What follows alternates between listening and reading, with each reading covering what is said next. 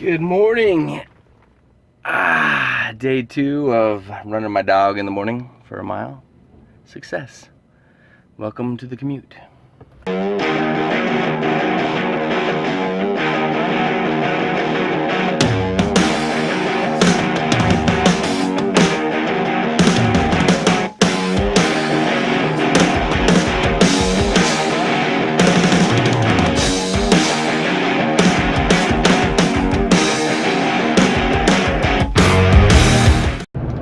So yesterday was a great day. It started off with, a run. To be honest, that was a nice way to start my day. Even today, I feel so much better. So a little bit of a run, a cold shower, hit the road, do my things. So it started off really great because my body was just feeling good. Drinking my water, doing the things, the principles of own your day. But then I get an email because I had won a contest. I think I've mentioned this a little bit, from Outside TV. Super cool campaign, what they're doing. Seemed like they're early on in what they're doing. They pinged me directly, asked me if I could do some stuff, maybe submit some stuff. Totally down with that. And I ended up winning one of their weekly contests, which is, if they're doing a weekly, you've got a good chance right now to submit and pay attention and to get involved. Because there was some good swag, man. I got my, what I thought was my winnings was a couple of these clean canteens that they were sponsoring it, and super dope. One was for more of a sipping kind of hot drinks, and the other one was like a water bottle, just a straight water bottle, but it would keep your water cold for like 50 hours is what it was spec'd out to. It's like ridiculous. Totally dope, because I needed one for my kid for school. He's just starting out as in high school. So the clean canteen, one of them went with him, one of them goes with me with work.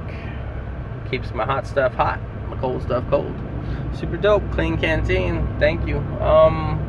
But I thought that's where it ended. Yesterday I got an email saying I get a $200 promo code to gear.com, and man, I felt like the government. It is so easy to spend other people's money. Within a half hour, I'd spent that $200 on gear.com because they have some really cool stuff. And so I picked up this really dope hiking backpack.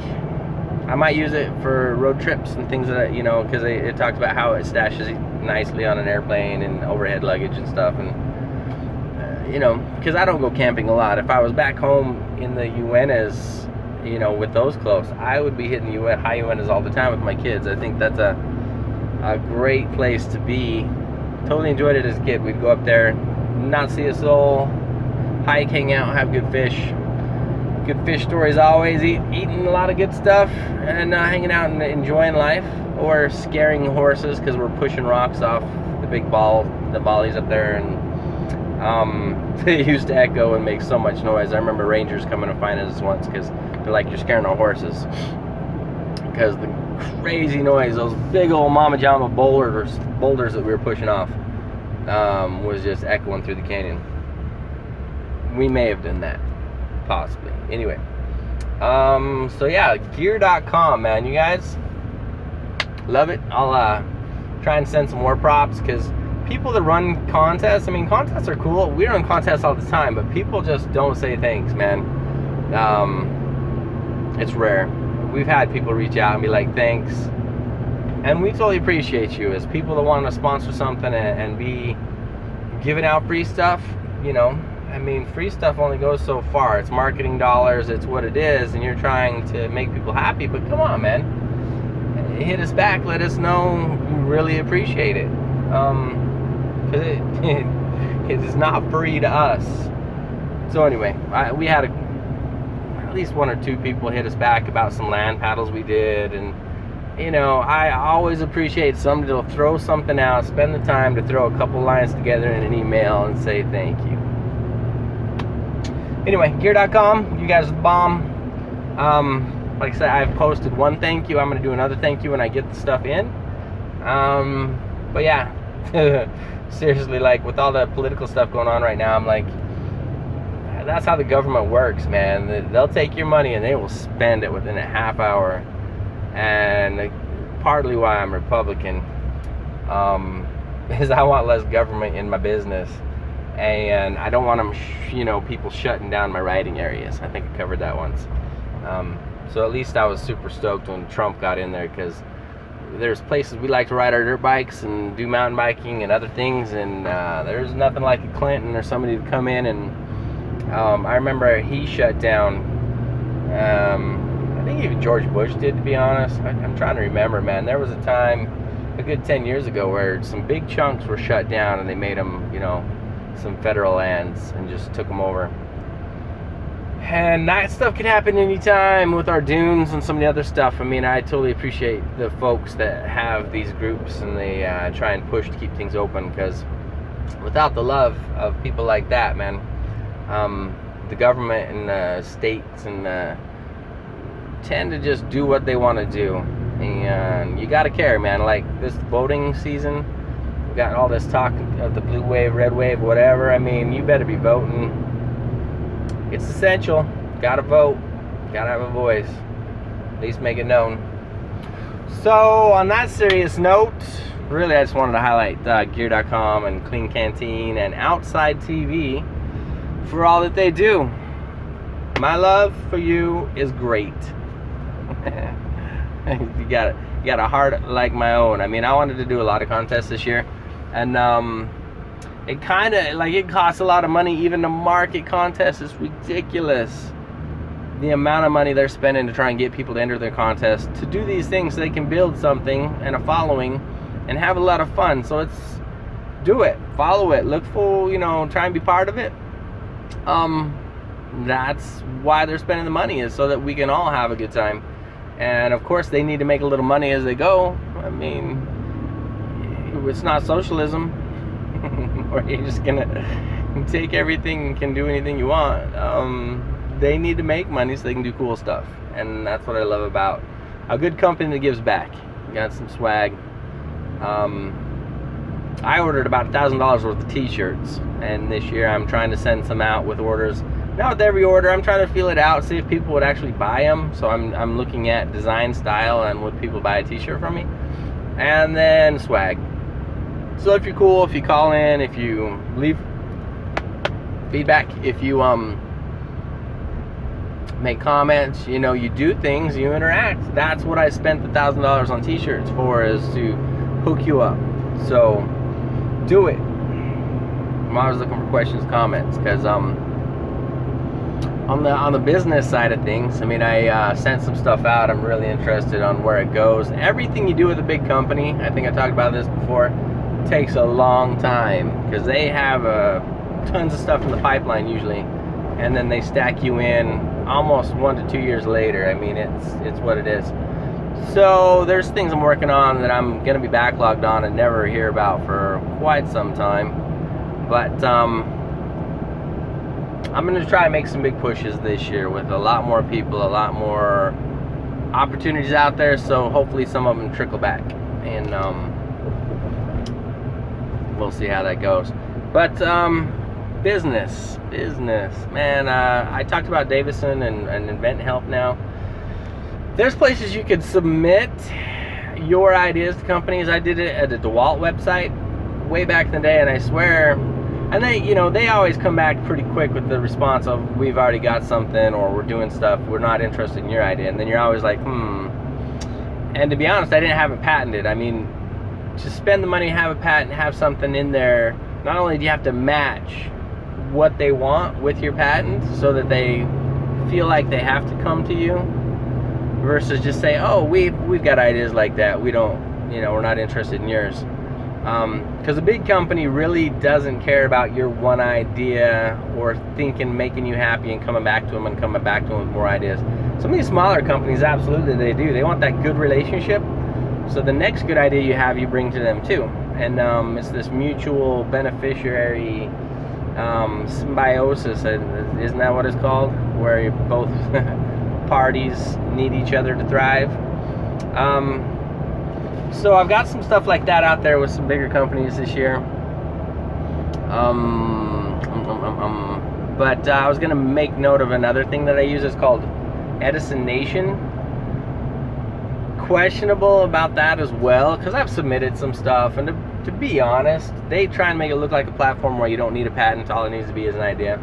And then they go through this thing of like 7 phases of Do we like your idea? Okay, move to phase 2. Okay, they check the market and see if something exists. Okay, go to phase 3, where they try and decide what it would take to bring it to market, and then they go to phase 4. I don't think I've ever made it past phase 4 of 7, which is, you know, you always feel good anytime it hits 3, and then you hit 4 and you're like, oh my gosh.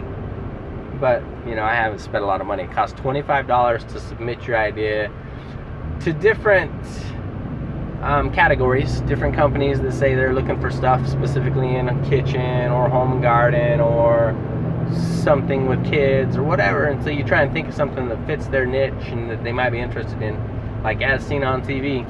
And I've done probably 7 or 8 different ideas where I've thrown them out to things, and they may not be the most awesome ideas, they may not be a match in the market, but I'm literally only spending $25 to say, you know what if, and then I throw it to them and then hope that their platform is what it is.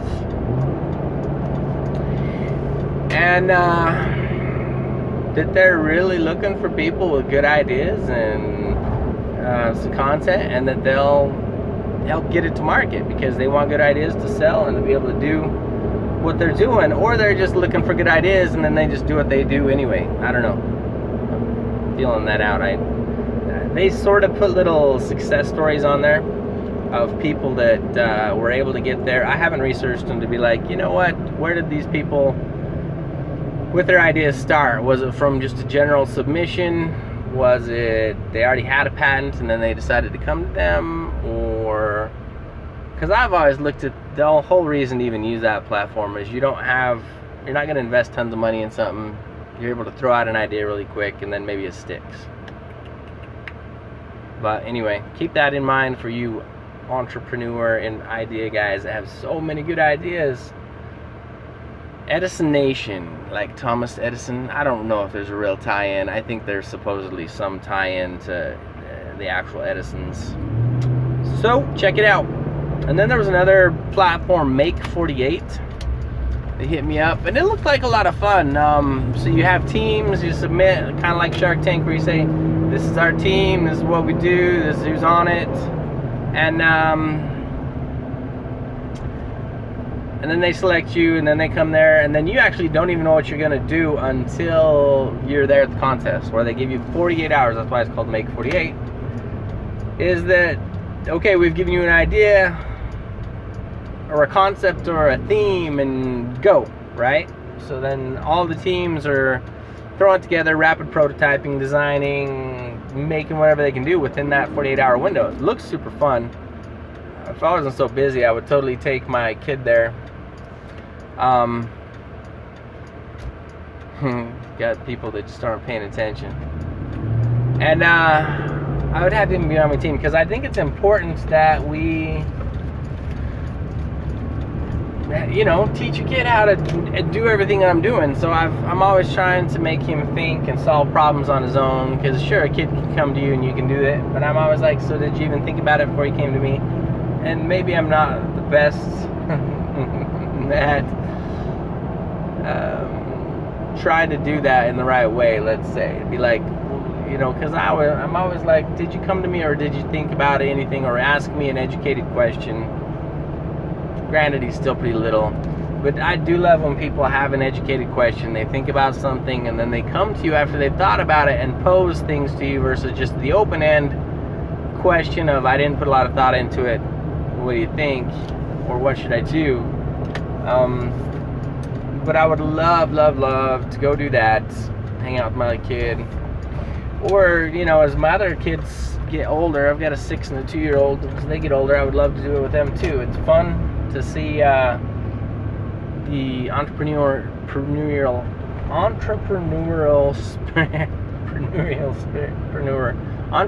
spirit. I guess there's no entrepreneurial word. It might not be a real word. In somebody, to like see it take hold. Because seriously, I'm reminding my kid or other people's kids all the time that at 14 years old, you could have written a program and be selling that at 99 cents a spot on, like, you know, Google Play or these other platforms and be making bucks. Or you can write your own book and self-publish in some of these apps out there. There's so many things you can do as a kid by your, with just you, not with companies, to do so much. You can totally set things up and have all the opportunity of big businesses right now with your little one ideas that are just good ideas. And start them early, man. Get them going. With a very little investment, they can be doing big things. And the kids should feel that the American spirit's alive and well, that they have a chance to do anything, and it's wide open for the taking. They just need to know how to work. Put in that work. Have good ideas, and run for it. I mean, be a hustler. I hear a bunch of hustler stories. I was not a hustler in high school. I was not a hustler till I was old. Probably into my 30s. Maybe I was more of a hustler. I wish somebody would have taught me earlier. I mean, I was a hard worker. I knew how to work, but I didn't know how to hustle. So, maybe I should do one of these commutes on the hustle. Some recommendations, and then look for tips and tricks. So, if you got any comments on that, yeah, let's talk about some of the hustle. Anyway, I'm at the main job. There's a little bit of hustle at the main job, but generally the hustle starts after hours. So, I'll be getting back to you later. Thanks for following me on the commute. Peace.